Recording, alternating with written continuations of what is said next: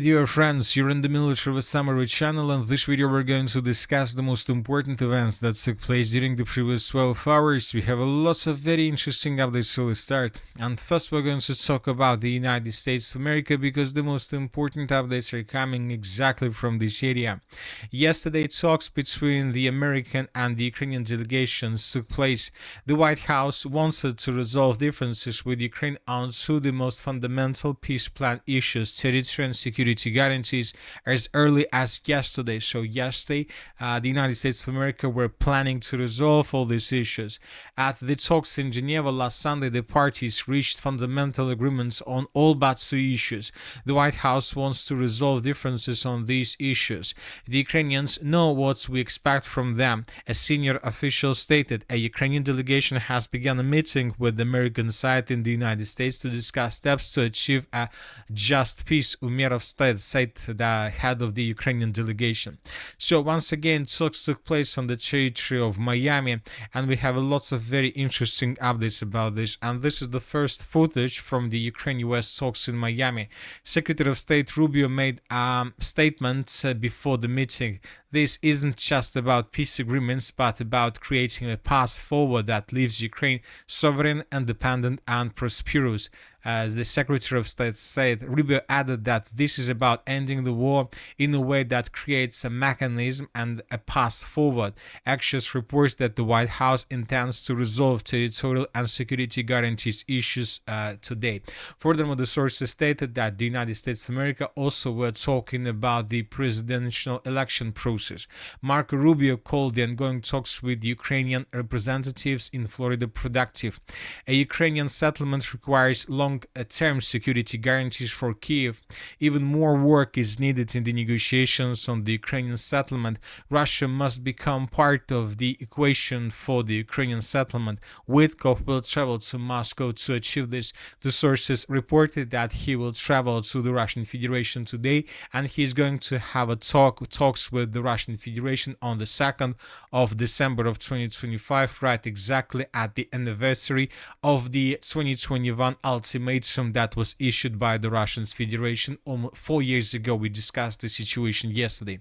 The US takes a realistic view of the Ukrainian negotiation process. The Florida talks concerns not only the immediate settlement but also securing Ukraine's future. The Ukrainian side also made a statement regarding talks. We have concluded a difficult but productive negotiation session. We have made tangible progress towards establishing a lasting and just peace. So, as we can see, according to these words, everything is okay. We see that maybe the Ukrainian side and the American side found a way how to resolve issues. But right after the meeting ended, the President of the United States of America made a very interesting statement. He said that Ukraine has some problems, there is corruption going on, there is no deadline for the end of the war in Ukraine. So these words seems that are completely about different things, but not about the productive negotiations between the Ukraine and the United States of America. Words made by the President of the United States of America means that there is a person in Ukraine who doesn't want a peaceful settlement of the conflict. And most likely he was talking about Zelensky, not just about a person who doesn't want to stop the conflict. He was also talking about corruption. And Zelensky, from his side, of course, didn't had some, let's say, things to do as well. And yesterday, while the Ukrainian delegation had talks with the US delegation, Zelensky had several phone calls with his allies. And first of all, he talked with the NATO Secretary General Rutte. There are important days and much can change, Zelensky said after a conversation with NATO Secretary General Rutte. So Zelensky most likely was asking Rutte a simple question. He was asking whether Ukraine will be able to continue the special military operation, the war with the Russian Federation, without support from the United States of America. And it seems that he received some obligations from the General Rutte and from the NATO countries. So we understand that maybe the United States of America understands currently, or they just recently has started understanding this simple, let's say, simple thing that first of all, for the United States of America, maybe it's better to replace Zelensky if they want to finish the war with the Russian Federation. And the sources are saying that the NABU, the anti-corruption agencies of Ukraine, may threaten Zelensky with criminal cases in attempt to remove him, according to the Ukrainian publication Strana. The position will be vacated for an active speaker who can legitimately sign a peace agreement with the Russian Federation, the publication notes. So it seems that the United States of America may try to remove Zelensky if he doesn't accept demands of the United States of America and if he doesn't accept the demands of the Russian Federation. But you know that Zelensky, according to my opinion and according to opinion of different experts, is not the only problem for the United States of America. Because today we got a very interesting article published by the NBC News. Ukrainian soldiers see Trump plan as capitulation even as they dream of peace. Even if ordered, the Ukrainian armed forces will not leave Donbas. Trump's plan is capitulation, a Ukrainian soldier told NBC News. So the truth is simple. There are thousands, hundreds of thousands of Ukrainian soldiers along the line of combat contact who is fighting with the Russian Federation every single day. And despite the fact that they has problems with supply support, that they dream of peace, they will never accept the reality where they lost the war with the Russian Federation. I'm not saying about, let's say, every single soldier in Ukraine, every single, let's say, but obviously there are probably maybe 20, maybe 30, maybe 40, maybe 50, maybe even 100 soldiers who will never accept the capitulation or any peace agreement with the Russian Federation, and they will continue fighting with Russia. Of course, these 100 soldiers will never be able to hold the lines and, let's say, against the 1 million army of the Russian Federation, but these soldiers can retreat and withdraw their positions from the line of combat contact, and let's say these soldiers can move in the western direction with the purpose to establish, let's say, a front line somewhere on the western bank of the river of Dnipro, let's say somewhere along the M21 road. So because obviously the European Union and the NATO countries will also never accept the loss of the special military operation. They will try to get as many as possible benefits from the situation. Yes, the NATO countries and the European Union is not able to support Ukraine alone without the support of the United States of America, because Ukrainian army is too big, 1 million of soldiers, and they needed to be paid salaries, and not just them, but people through Ukraine also needed to pay salaries, and the front line is very far from the European borders and from the NATO countries. So that is why, if everything goes according to the US and the Russian scenario, obviously several hundreds of Ukrainian soldiers can retreat from the line of combat contact and to establish another front line, but this time somewhere in the western Ukraine, because the length of the front line in the western Ukraine, let's say along M21 road between the settlements of Vinnytsia, Zhytomyr and Korostyn, would be just 400 kilometers in comparison with the current front line, where the length of the front line is more than 1,000 kilometers,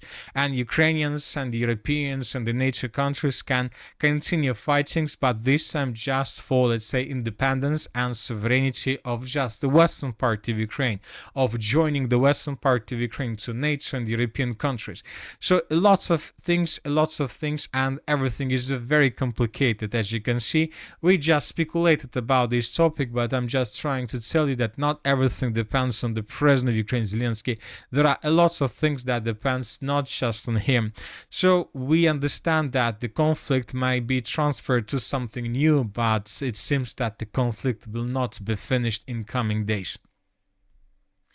Now let's discuss the situation on the ground, and first let's talk about the Zaporozhye direction, where the Russians continue their offensive operation. During the previous 12 hours, several pro-Russian sources reported that as a result of offensive operation, the Russians managed to finish the encirclement of the northern Stepnogorsk citadel.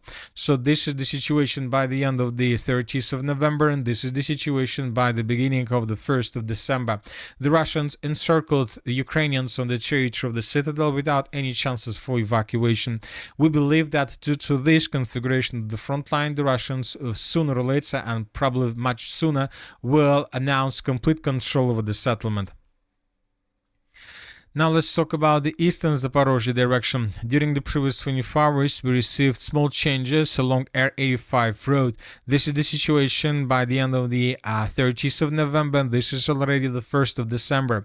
The Russians, according to information we have, managed to improve their positions on the territory of the settlement of Dobropolye. Now we can say that up to 50% of Dobropolye is under complete control of the armed forces of the Russian Federation, and the Russians continue advancing along R85 road in the southern direction towards the settlement of Varvarovka.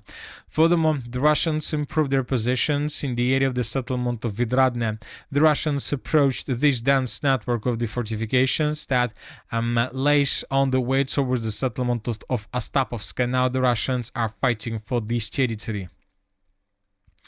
Now let's move further. As for the city of Pokrovsk and as for the settlement of Mirnograd during the previous 24 hours, 12 hours, as you can see, we haven't received anything that can confirm it, either both or either additional progress on the ground or some changes in Russian or Ukrainian favor.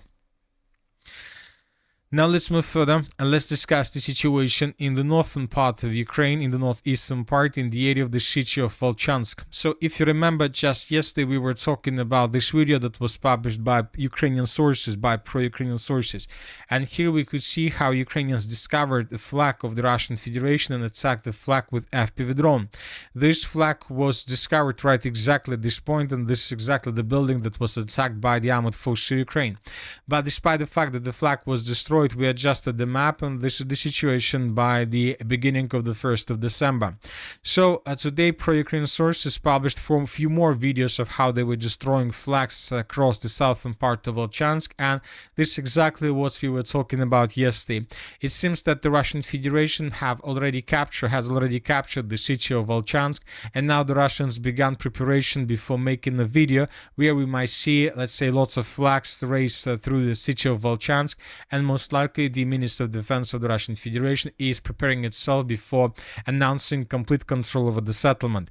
Most likely all these updates are going to take place right exactly during the meeting with Witkov in Kremlin, or probably during this week, during this decisive week when the future of Ukraine would be resolved. So that is why we believe that a lot of announcements are going to take place exactly this week, and a lot of changes on the ground we might see.